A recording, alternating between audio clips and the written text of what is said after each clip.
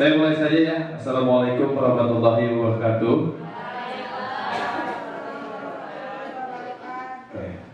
Alhamdulillah rabbil alamin. Wa binasta'in ala dunya wa din wassalatu wassalam ala asrofil anbiya'i wal mursalin wa ala alihi wa sahbihi ajma'in. Alhamdulillah, terima kasih Bapak Ibu telah hadir dalam kegiatan mendukung tugas ya sebenarnya. Dan yang pertama mungkin yang saya hormati Ibu Kepala Sekolah SDN Cibalong Seri 2, Ibu Haji Suwangsi. Kemudian yang saya hormati pula Bapak Ibu guru rekan yang dari pagi juga masih ada dan bisa mengikuti kegiatan ini dengan hikmat ya. Oke, di sini saya akan menyampaikan hasil pendidikan guru penggerak, yaitu tentang aksi nyata atau diseminasi budaya positif khususnya yang ada di sekolah. Nah, bagus ya. Ini profil saya dari Dr. Rian selaku penggerak angkatan 11 Kabupaten Karawang, Jawa Barat. Kemudian saya juga perkenalkan, ini adalah dua pembimbing ya. Yang pertama ada pengajar praktik Ibu Pipit Nopiani SPD, kemudian fasilitatornya yaitu Ibu Siti Masito SPD. Oke. Ya, sebelum kita masuk ke materi, saya ingin minta izin untuk Bapak Ibu berdiri sejenak. Berdiri sejenak, yuk semuanya. Harus ada pasangannya. Ini harus ada pasangannya. Ya. Tidak lama-lama, hanya untuk menyegarkan suasana. Kalau sudah ada pasangannya, mohon berhadap-hadapan. Berhadap-hadapan. Sudah berhadap-hadapan ya Bu ya? Nah, sekarang kasih senyuman selama 30 detik buat yang ada di depan Bapak Ibu. Senyum yang ikhlas ya Bu ya. Senyum saja. Coba senyum, ditatap wajahnya. Oke, cukup. Tepuk tangan. Duduk kembali. Nah, itu saja. Tidak yang aneh-aneh. Gimana perasaannya Bu setelah menatap temannya?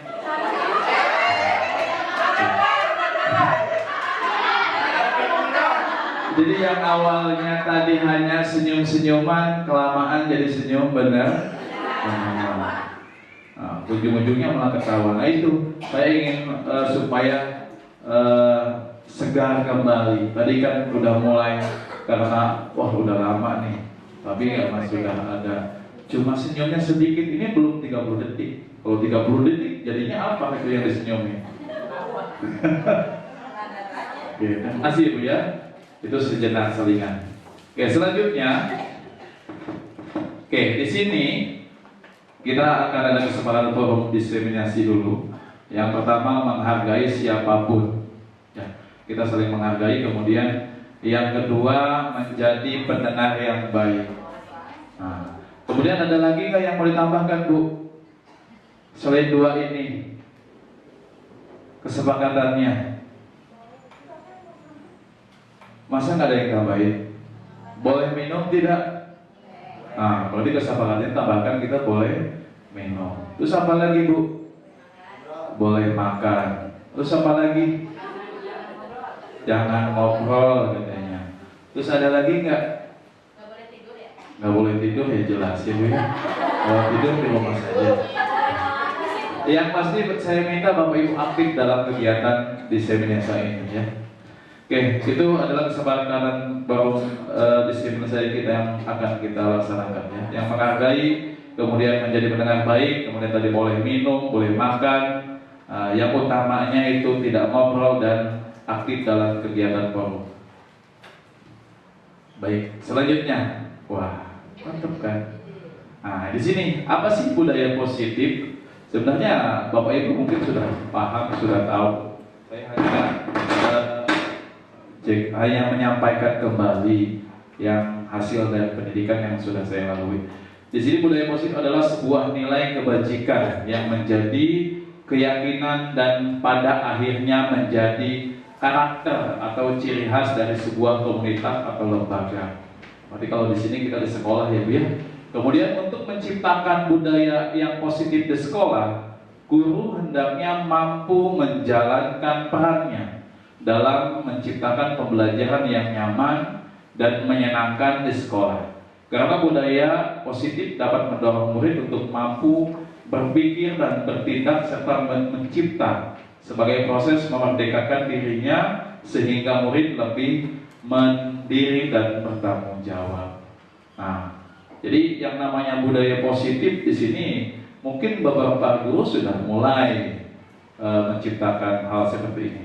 Tapi yang namanya budaya positif tidak bisa sendirian, Bapak Ibu. Harus ada kolaborasi, baik kolaborasi antara guru dengan murid, guru dengan rekannya, dan utamanya diketahui oleh kepala sekolah. Jadi semuanya bersinergi untuk mencapai hal yang diinginkan, yaitu budaya positif di sekolah. Oke, slide selanjutnya, Bu. Ini mungkin bakal menghabiskan waktu 2 jam kurang lebih lah. Ya, selanjutnya yang akan kita bahas di sini, seorang guru yang baik harus memiliki kemampuan dalam mewujudkan budaya positif di sekolah. Budaya positif tersebut dapat dijalankan dengan menerapkan konsep-konsep intinya. Ini ada beberapa poin, ada 6. Yang pertama yaitu disiplin positif. Kemudian kedua, motivasi perilaku manusia. Ketiga, keyakinan sekolah. Keempat, kebutuhan dasar manusia. Kelima, posisi kontrol. Dan keenam, segitiga restitusi. Nah, itu ada 6 konsep intinya. Nanti kita akan bahas satu persatu. Nah, ini untuk yang pertama yaitu disiplin positif. Itu merupakan suatu cara penerapan disiplin yang mengajarkan anak bertanggung jawab dan menumbuhkan kesadaran diri berdasarkan nilai-nilai kebajikannya.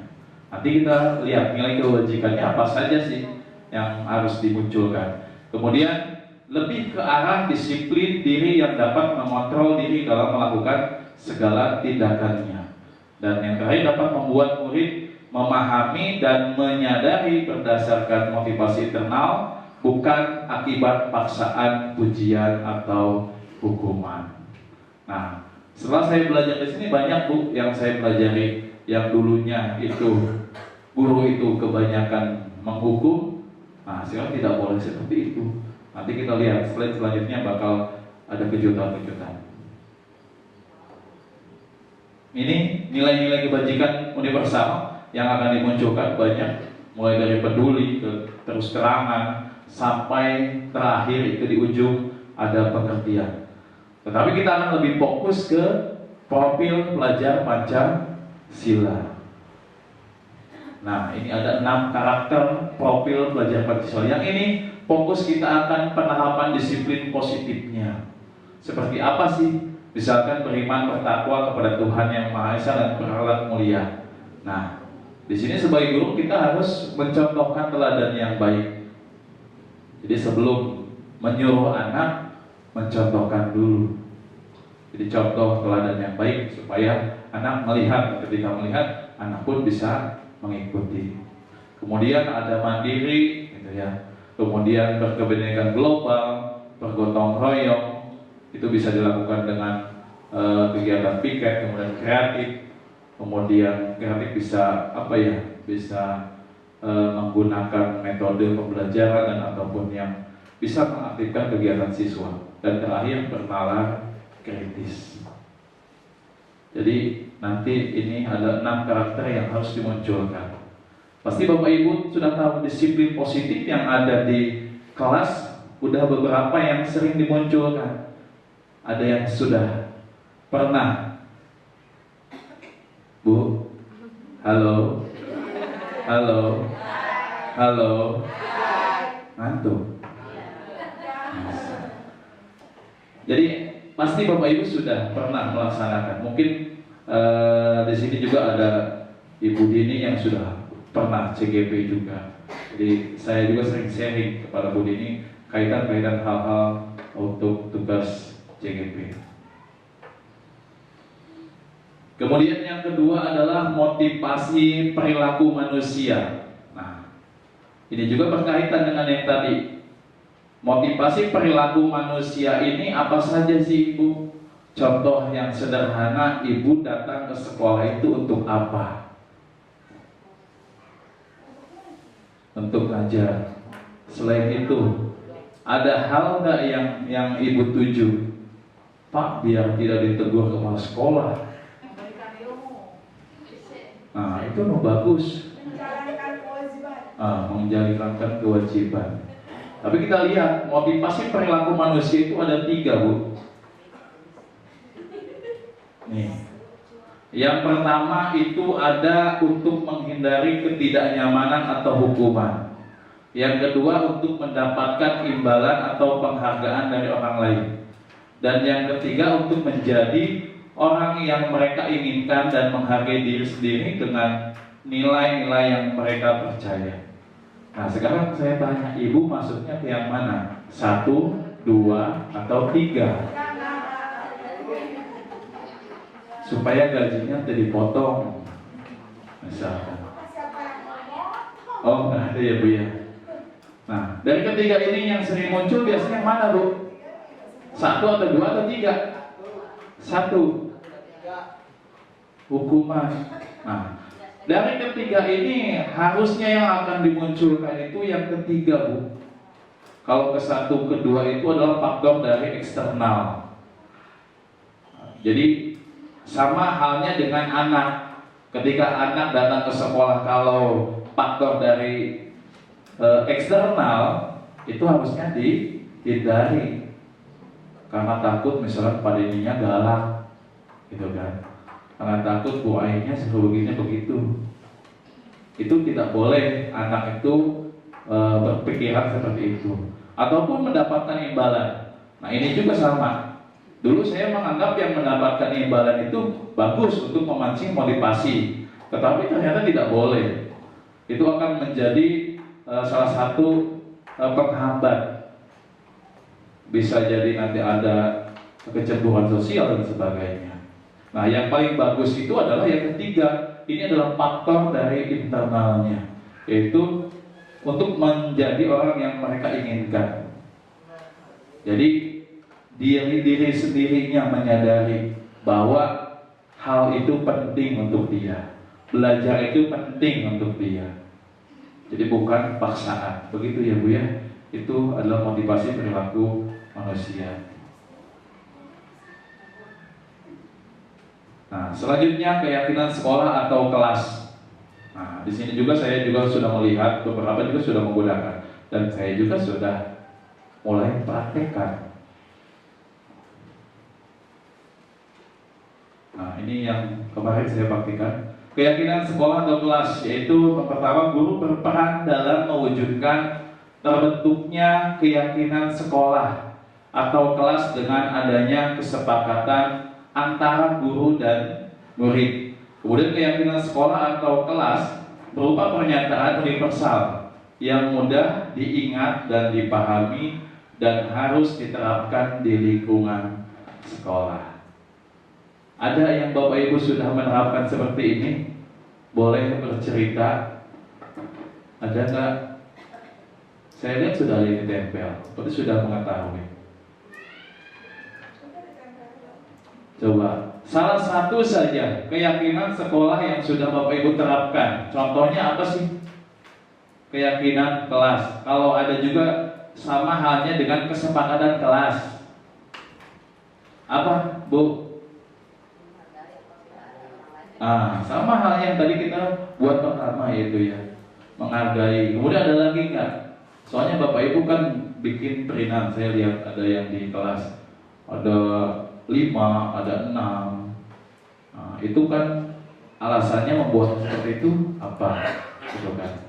Yang harusnya kan ternyata yang membuat keyakinan sekolah itu bukan langsung ditempel ya sebenarnya. Saya juga awalnya kirain hanya langsung ditempel saja, gimana kita yang buat. Nah, tetapi ketika saya belajar di pendidikan guru penggerak, kemudian saya terapkan di kelas anak 6A, dan alhamdulillah masih tetap 6A sudah saya pancing, yang mau saya buat ya. Seperti yang digambar di sini, anak diberikan stick, kemudian menulis apa keyakinan kelas yang kalian mau di kelas ini khususnya. Mereka menuliskan satu persatu dan kemudian dibacakan oleh temannya perwakilan. Ada yang tidak mau kelasnya ribut, ada yang tidak boleh membuli, ada yang kelasnya ingin bersih. Nah, nanti dari kumpulan semua keyakinan dari teman-teman atau anak-anak murid kita, itu kita masukkan, klasifikasikan anak ini kemana. Maksudnya kalimat-kalimat yang tadi itu kemana. Misalkan yang tadi, kalau anak itu ingin kelasnya bersih, berarti kan menjaga kebersihan. Kalau misalkan anaknya ingin tidak datang terlambat, berarti tepat waktu. Nah, jadi kita gunakan kalimat-kalimat yang mudah, kalimat-kalimat yang baik. Jadi jangan sampai ada kalimat lagi seperti jangan. Nah, ini kan sekarang yang kemarin itu tidak boleh, sekarang harus ada kalimat atau kata-kata yang mudah diingat, kemudian yang positif ke depannya. Nah, kemarin sudah saya klasifikasikan dari sekian 40 siswa, ini yang kebanyakan muncul, yaitu hormati guru. Karena banyak sekali sekarang kalau mau ke belakang saja. Tidak ada anak-anak tuh izin sih izin, cuma langsung aleos. Harusnya berhadapan dulu baru nanti boleh keluar. Kemudian tidak berkata kotor. Jadi banyak yang siswa itu seringkali saling bahasa Indonesia berpoyokan deh. Punah bahasa Indonesia. Membuli mungkin itu ya salah satunya. Kemudian sopan santun juga sama. Kemudian saling menyayangi. Ini saling menyayangi itu bukan berarti negatif ya, saling menyayangi, tapi antar temannya. Kemudian saling menolong dan utamanya fokus belajar. Oke. Selanjutnya ada kebutuhan dasar manusia. Jadi anak melakukan hal-hal atau yang melanggar tadi, sebenarnya mereka mempunyai kebutuhan dasar manusianya. Kenapa anak bisa melakukan itu? Kita lihat apa saja sih kebutuhan dasar manusianya.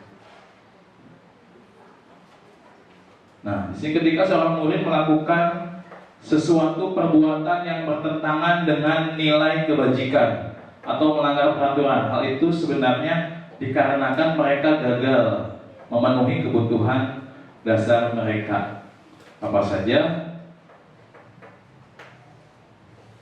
Ini ada 5. Yang pertama apa? Bertahan hidup.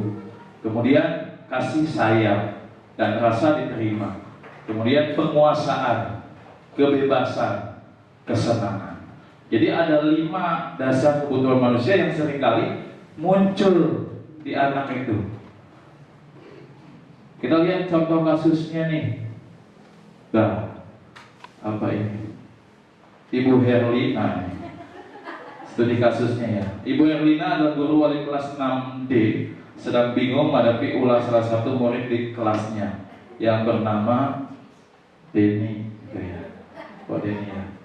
Harusnya ini Tommy. Beberapa anak telah mengeluhkan Denny yang seringkali meminta bekal makan siang mereka dengan paksa. Jika Anda menghadapi situasi seperti Ibu Herlina, apa yang akan Anda lakukan?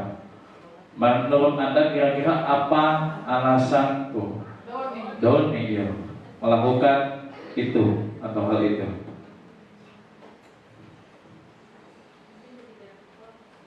Nah, ini makalah Tommy kan, harusnya Tommy mah.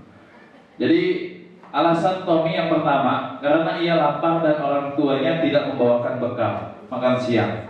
Maka kebutuhan dasar yang sedang berusaha dipenuhi oleh Tommy adalah kebutuhan untuk bertahan hidup. Jadi yang namanya masalah pasti ada alasannya. Salah satunya ini, yaitu bertahan hidup. Kemudian alasan yang keduanya, karena dia merasa senang temannya jadi memperhatikan dia ketika temannya melaporkan tindakan itu pada gurunya dan gurunya memberitahu orang tuanya sehingga orang tuanya jadi memperhatikan dia. Maka kebutuhan dasarnya yang dipenuhi Tommy adalah kebutuhan akan kasih sayang. Jadi maunya diperhatikan. Jadi itu kan. Nah, sama halnya ketika di sini di kelas juga ada anak yang berlari dan sebagainya. Mungkin mereka sedang mencari perhatian kita.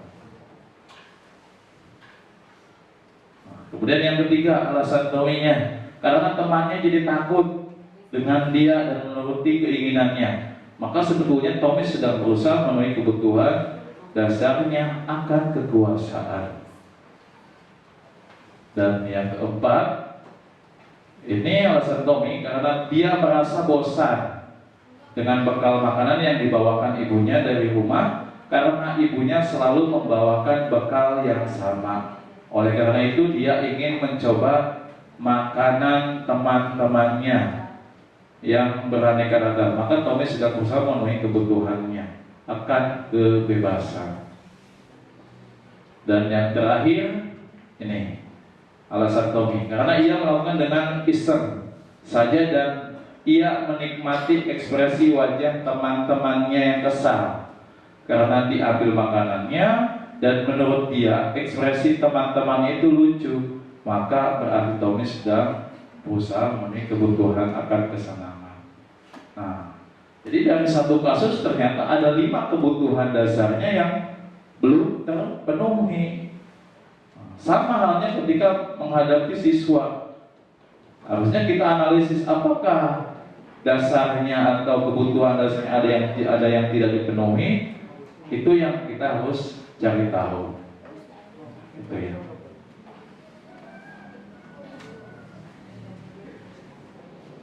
Oke, materi selanjutnya yaitu posisi kontrol guru. Di sini ada beberapa posisi yang seringkali mungkin Bapak Ibu pernah lakukan. Nah, ada 5 posisi kontrol ya. Yang pertama adalah guru sebagai penghukum, kemudian guru sebagai pembuat merasa bersalah, ketiga guru sebagai teman, dan keempat guru sebagai pemantau, dan kelima guru sebagai manajer.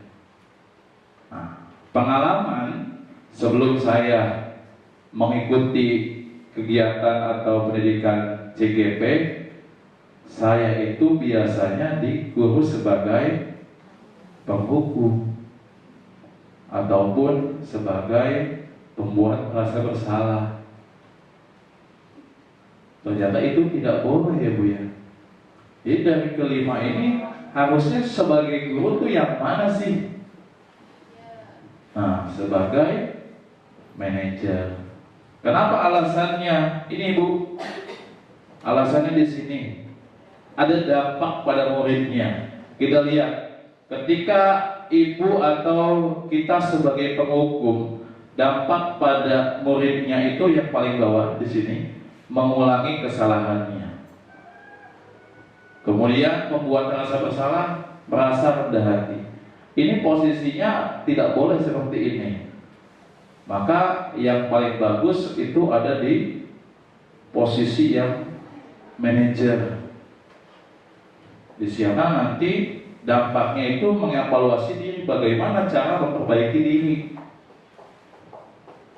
Jadi dia tahu apa yang harus dia lakukan. Nanti kita akan belajar di segitiga restitusi, hanya sekilas saja. Nah ini tadi ada kelima posisi kontrol tersebut. Sebaiknya seorang guru menggunakan posisi kontrol sebagai manajer, yaitu guru dapat berbuat sesuatu bersama murid, mempersilahkan murid bertanggung jawab dan mendukung murid agar dapat menemukan solusi.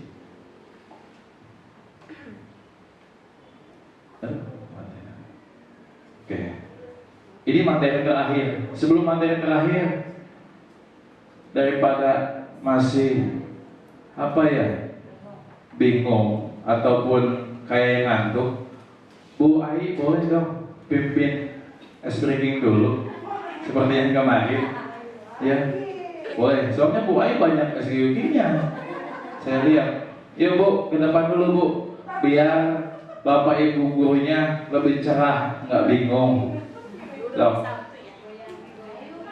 Ayo Bu, apa saja, biasanya kan sering banyak.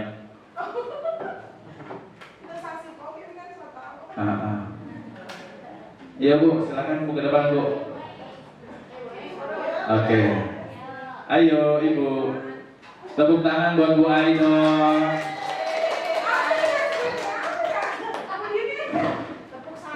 Tepuk satu Bang Bu.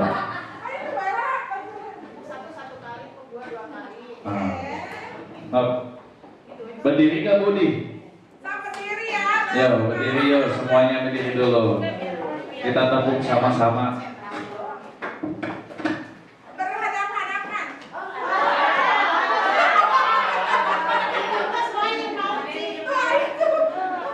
Nah, nanti tangannya ini ya. Kalau bilang menjauh, jauhkan. Kalau bilang mendekat, dekatkan. Siap? Menjauh. Yang satu diam. Yang satu diam, yang satu yang menjauh, yang dekat. Misalnya yang diam, Ibu. Nanti pada ini menjauh, mendekat. Nanti ujungnya ditangkap ya. Siapa ya? Iya, fokus ya. Salim. Menjauh. Bu Dini jangan jauh. Nah gitu, menjauh, mendekat, mendekat, menjauh, menjauh, mendekat, menjauh, mendekat, mendekat, mendekat.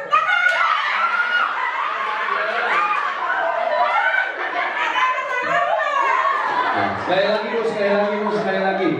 Belum fokus, belum fokus.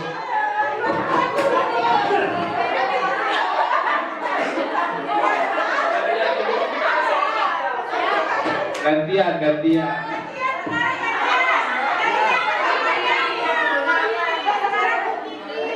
Jangan sampai tertangkap gitu. Jangan sampai tertangkap, tapi kalau tertangkap aja. Siap ya?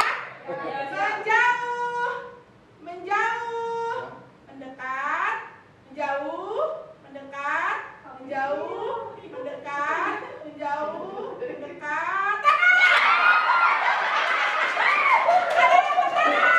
Ada. Oke, terima kasih tepuk tangan. Oke.